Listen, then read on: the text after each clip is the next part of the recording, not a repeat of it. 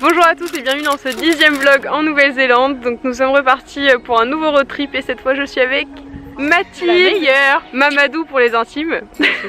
Ça devait rester intime. Donc nous commençons par le lac Tekapo. On va faire un petit peu le même road trip qu'avec Sofiane il y a un mois maintenant. Donc on va juste pas aller aussi loin puisqu'elle reste que 9 jours et Sofiane était resté 2 semaines et demie. Mais voilà, pour l'instant on va commencer par Tekapo, après on va aller au Mont Cook et puis le lac aussi Pukaki.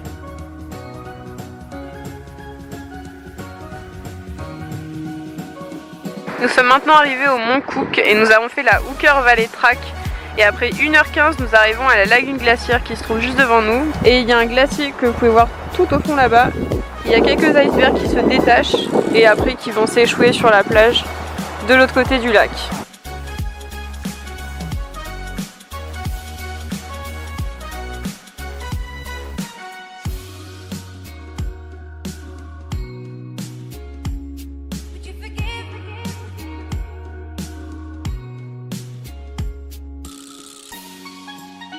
Alors aujourd'hui, deuxième jour de road trip, nous sommes au Moeraki Boulder. On va se rapprocher gentiment de Dunedin pour aller observer les otaries et les pingouins.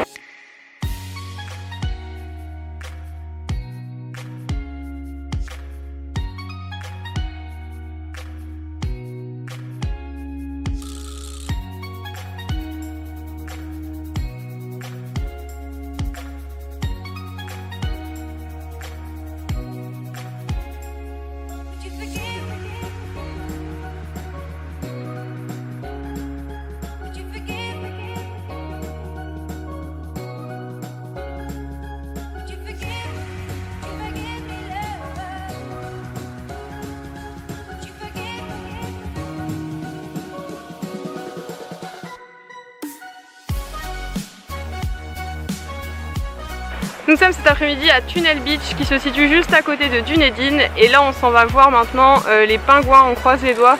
Je retourne sur la même plage qu'avec Sofiane où on les avait vus la dernière fois, donc on espère en voir. On en a déjà aperçu un tout à l'heure donc c'était déjà super, mais bon on aimerait bien en voir un petit peu plus. Donc bien sûr je vous montrerai ça tout à l'heure. Non Mathilde je filme. Bah je sais même plus. Qu'est-ce qu'on a fait hier? Phare, c'est très joli. Et elle m'énerve. T'es grave. Oh les relous. T'es chiant de vouloir aller avec Sofiane. C'est une putain de... Pourquoi ils ont besoin de crier comme ça? Alors hier nous avons passé la journée dans les Catlins. Au programme nous avons fait Nugget Point où il y avait le phare. Ensuite nous avons fait 2 cascades. Et puis nous sommes allés voir les dauphins à Curio Bay. Nous y étions allés avec Sofiane déjà 2 fois. Mais on n'avait pas vraiment vu de dauphins. Là hier c'était vraiment un balai pendant 2 heures. On les a vus sauter, nager dans les vagues, jouer. Donc c'était vraiment trop bien.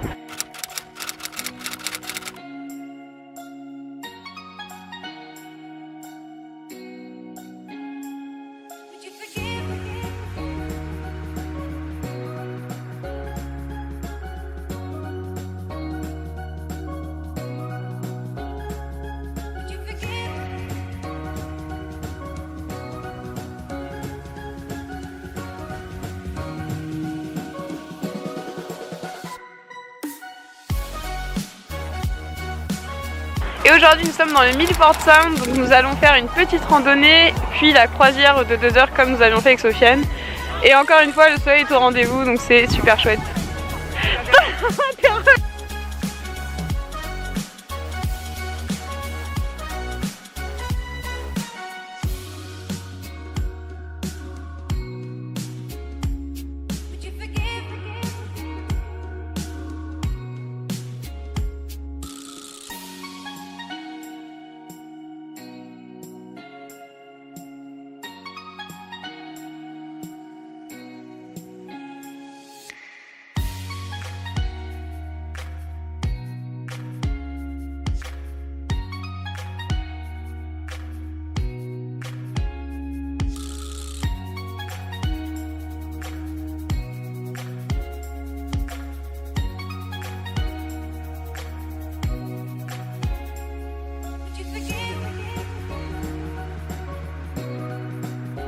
Salut les amis, moi c'est Mathilde, donc je suis une amie de Charlotte. Je l'ai rejoint en Nouvelle-Zélande pour faire une partie de l'île du Sud pendant mes vacances parce que je m'ennuyais un peu. Donc je me suis dit tiens, je vais aller voir Chachou.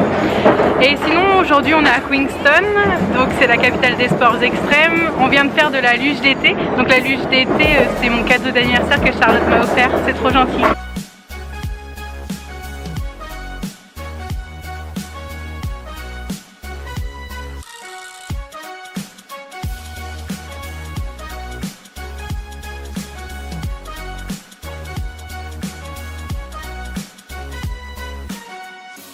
Aujourd'hui nous sommes à Wanaka et plus précisément à Roy's Peak. Après quelques heures de sommeil dans la voiture sur le parking, nous sommes partis à 4h18 et après 2h45 d'effort nous sommes arrivés au premier viewpoint. Il nous reste 30 minutes pour arriver tout au sommet de la montagne. Il y a 1300 mètres de dénivelé positif sur 8 km, autant vous dire qu'à 4h du matin ça pique. J'ai oublié de préciser que si on s'inflige cette torture, c'est bien sûr pour voir le lever du soleil en haut de la montagne sur le lac de Wanaka.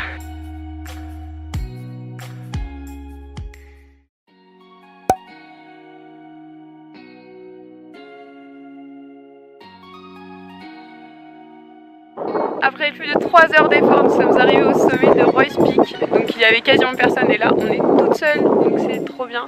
Et nous avons une vue à 360 degrés sur les montagnes, le lac et surtout les nuages. On est au-dessus des nuages et là ça fait 2 heures qu'on attend, ils veulent pas partir donc malheureusement on va redescendre tranquillement. Mais bon, ça valait quand même le coup, on a une vue incroyable.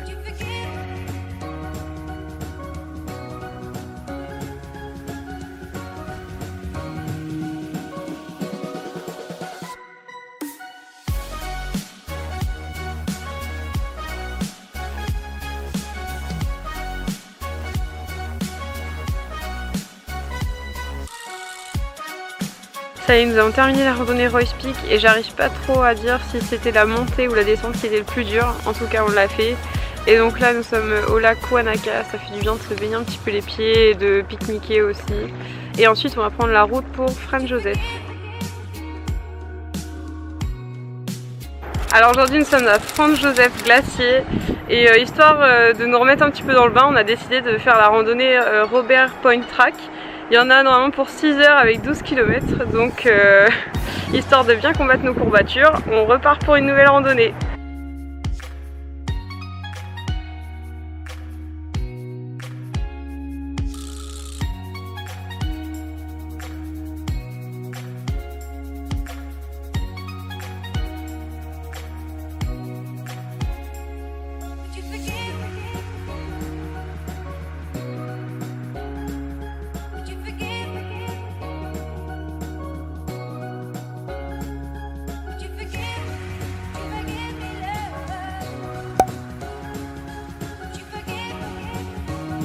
Voici un petit aperçu du sentier.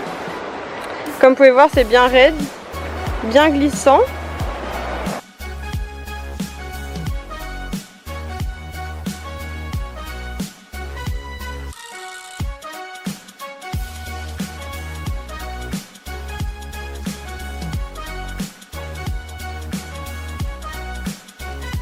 Après 6 heures de marche, une chute chacune, de nombreuses glissades et une vue incroyable au sommet. Nous sommes quasiment rentrés au parking et nous allons quitter Franz Josef pour remonter encore un petit peu plus au nord puisque Mathilde repart déjà mardi, donc il faut qu'on soit de retour à Christchurch d'ici 2 jours. Aujourd'hui nous sommes aux gorges d'Okitika. Normalement la couleur de l'eau est plutôt bleu turquoise, mais comme il a plu ces derniers jours, là c'est plutôt gris laiteux. C'est quand même très joli, on a passé sur un petit pont suspendu. Et ensuite on va aller à Arthur Pass pour ensuite rejoindre Christchurch. Et puis ça sera déjà la fin de ce petit road trip dans l'île du Sud.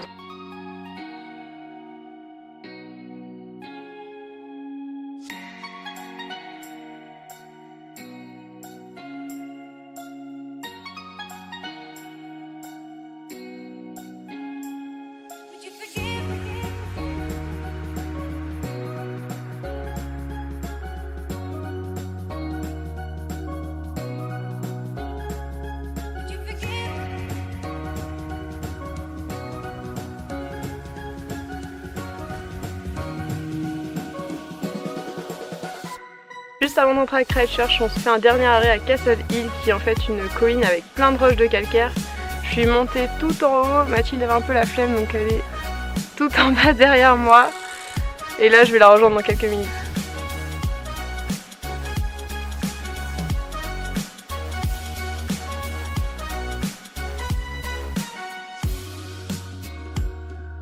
Ça y est, le road trip touche à sa fin, nous sommes arrivés à Christchurch, donc Mathilde est juste derrière moi.